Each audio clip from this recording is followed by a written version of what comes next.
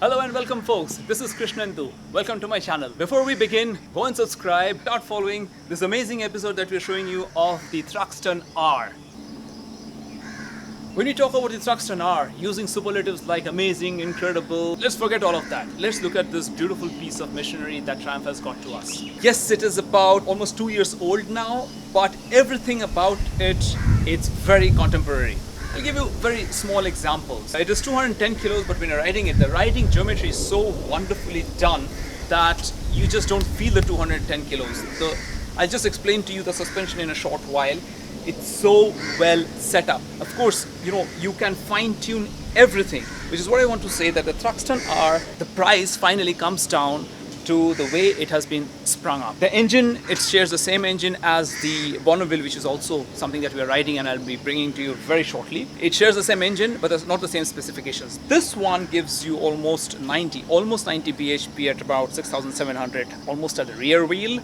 And the torque is a humongous 109 Nm of torque at just 3,700. Any gear, you just have to lightly touch the throttle and the bike just shoots forward. Despite the fact that this is not, the engine is not a stressed member, you have down tube, it's a cradled engine.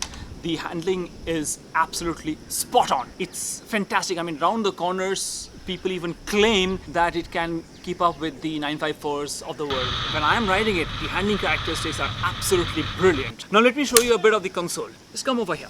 Engine diagnostics done. Now you can see it over here that it's blinking, which is where you choose your riding modes. Let me show you. Now you have this I button here, that is for the information. Now this information is for here, the trip modes. Here you have it trip 1, trip 2, consumption, liters per 100 kilometers. And then finally you have the time 1442, which is not the right time because it has not been adjusted. DTC off, it comes on when you start riding. That's the traction control. ABS on, 1500 on the Odo, and 36 kilometers, which is what I have done since last night. Now this is where you have the riding modes, and here you will come and choose your riding modes. To be able to choose, you have to put on the motorcycle and you can hear the fuel pump coming on, and then when you press the mode, and over here on the console you can make your choices. Right now it's on road, that is the default mode, sport, and it's on sport. You depress it once again, it shows rain and it picks up rain. Depress it once again, comes back to road, depress it once again, sport. Of course, I keep it permanently on sport. The golden suspension. This is what is golden about the motorcycle. Not only does it give a very premium and classy look, but this is a USD, fully adjustable. What's surprising about this is the preload has to be adjusted from here. Now if you come here, look at it closely, you can see L and H. H is the hard. Now to adjust this, you need a hex key or an Allen key. I'll just show it to you. This is what they give you to be able to adjust your preload here.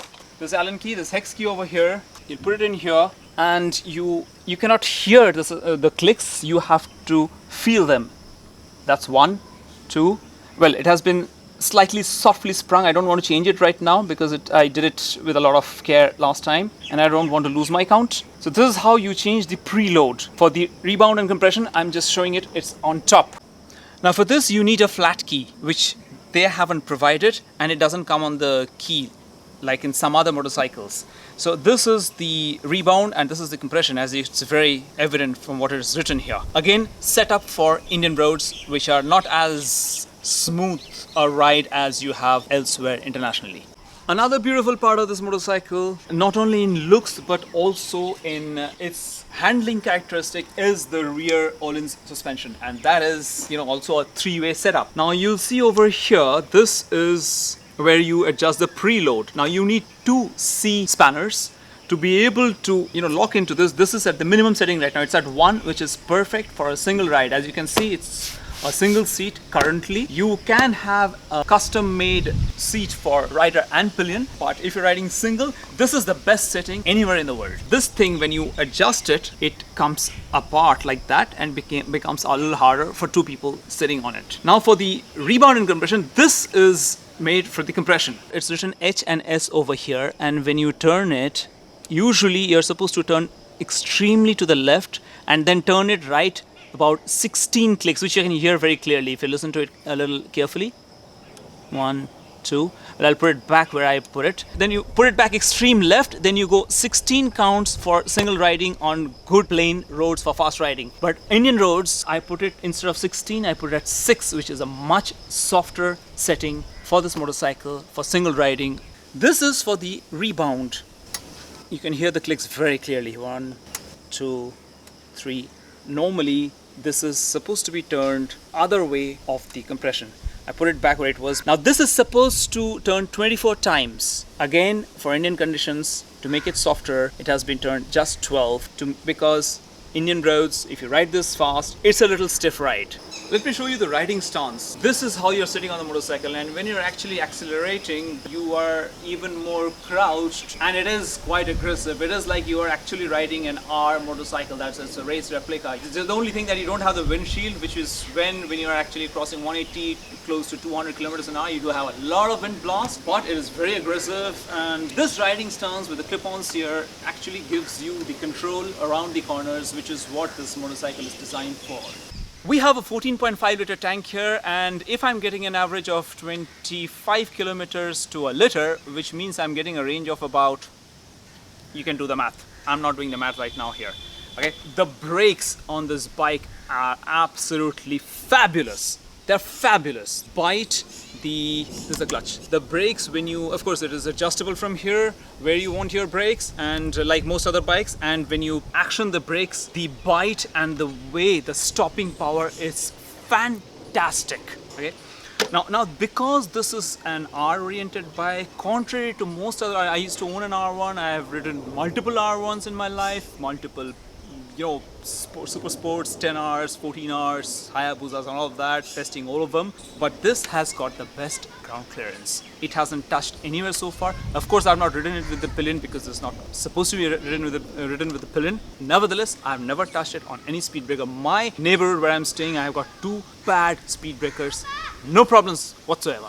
Again, as I was saying, that it's an amazing motorcycle, incredible motorcycle. Well, all of that is true, and it's much more, because the Thruxton R is a very special motorcycle. It's a full-on, I can say it's a full-on track-oriented motorcycle. From there, you can probably see that it doesn't even have rear foot pegs. All that can be put on if you want to put a pillion behind you, which is not really necessary. This is almost a track-oriented motorcycle, and you can actually take it on track and thrash it around along with the Panigalis of the world, and you will not feel left behind.